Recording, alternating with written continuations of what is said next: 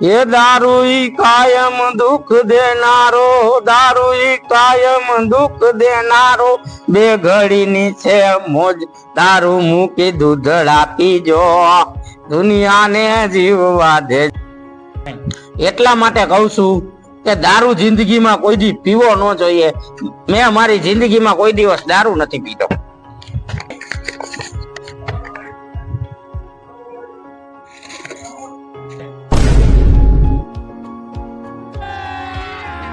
अभी मजा आएगा ना भिड़ो।